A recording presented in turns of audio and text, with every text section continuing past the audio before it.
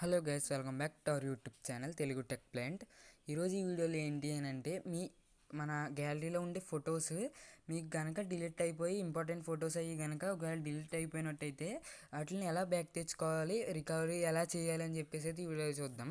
WhatsApp images కానీ మన గ్యాలరీలో ఉండే ఇమేజెస్ కానీ చాలా ఇంపార్టెంట్ అవి ఉంటాయి. అవి కనుక మీకు ఇన్ కేస్ డిలీట్ అయిపోయినట్టయితే దాంట్లో ఎలా బ్యాక్ తెచ్చుకోవాలనేది అయితే ఈ వీడియోలో చూద్దాం.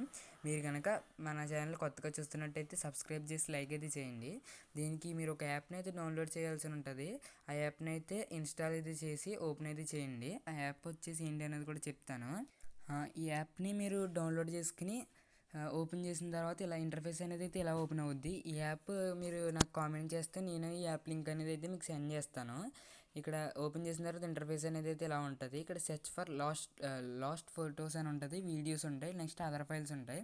ఇప్పుడు మన ఫొటోస్ అయితే చూద్దాం. ఫస్ట్ ఎలా చేయండి. నెక్స్ట్ ఇక్కడ రికవరీ అని ఉంది కదా, ఇక్కడ రికవరీ అయితే అవుతున్నాయి. ఇక్కడ చూడొచ్చు ఒక్కొక్కటి ఇక్కడైతే వస్తున్నాయి.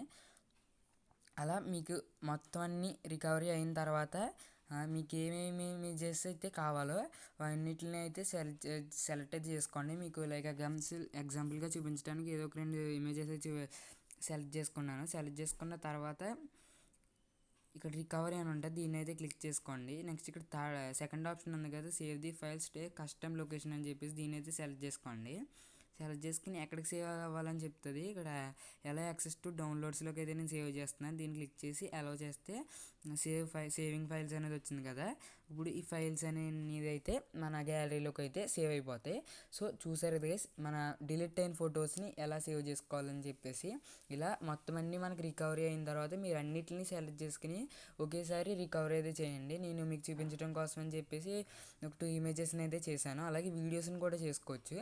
సో ఈ వీడియోకి అయితే ఇంతే గైస్, మళ్ళీ నెక్స్ట్ వీడియోలో అయితే కలుద్దాం.